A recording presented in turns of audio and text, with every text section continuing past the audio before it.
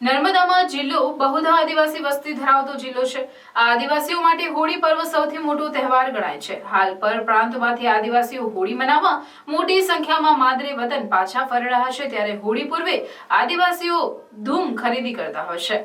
રાજપીપળાના બજારમાં આદિવાસીઓ હોળીની ધૂમ ખરીદી કરતા નજરે પડી રહ્યા છે। હોળી ટાણે રાજપીપળાના બજારમાં ધાણી, ચણા, ખજૂર, કોપરા, હારડાનું બજાર ખડકાયું છે। આદિવાસીઓ રાજપીપળાના બજારમાં ધાણી, ચણા, ખજૂર, કોપરા, હારડા ખરીદવા ઉમટી પડ્યા છે। અહીં આદિવાસીઓમાં ઘઉંની સેવો ખરીદવાનો પણ ખાસ રિવાજ છે। આદિવાસીઓ માટે રાજપીપળાના બજારમાં ઘઉંની સેવોનું પણ બજાર ખડકાયું છે। 5 દિવસ સુધી હોળી માનવતા આદિવાસીઓ હોળિકા દહન વખતે હોળીની પૂજામાં ધાણી ચણાનો પ્રસાદ ચડાવે છે।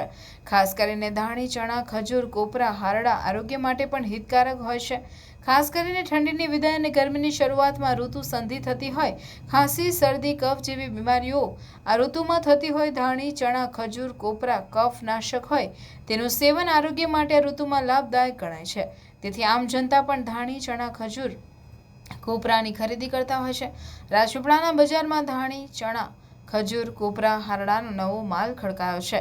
આ વખતે ભાવમાં પણ ઘટાડો હોય ધાણી, ચણા, ખજૂર, કોપરાની ધૂમ ખરીદી નીકળી છે।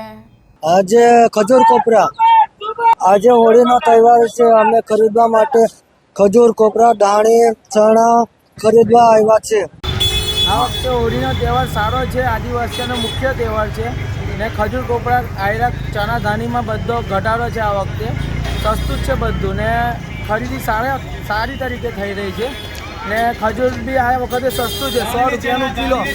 કોપરા બી તમારે 180 રૂપિયા કિલો, આયરા બી તમારે 100 રૂપિયાના કિલો, ચણા તમારે 140 રૂપિયા કિલો। ધાણી બી સસ્તી છે આ વખતે ને બહુ મોટી તરીકે આપણી હોળી માતા ઉજવાઈ રહ્યા છે। બધું સસ્તું છે આ વખતે। એમ શું નામ? આપણું નામ છે હિમાંશુભાઈ। તહેવાર માટે અમે લાવીએ છીએ, અમે બધા વેપારીઓ લાવીએ છીએ। હું આજે વખત માલ સસ્તો છે, પબ્લિક ધૂમ ખરીદી કર્યા છે।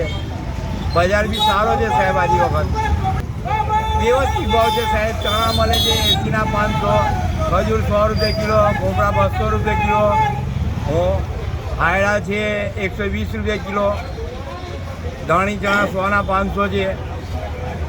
વ્યવસ્થિત ભાવ છે ને પબ્લિક ધૂમધામથી ખરીદી કરે છે સાહેબ।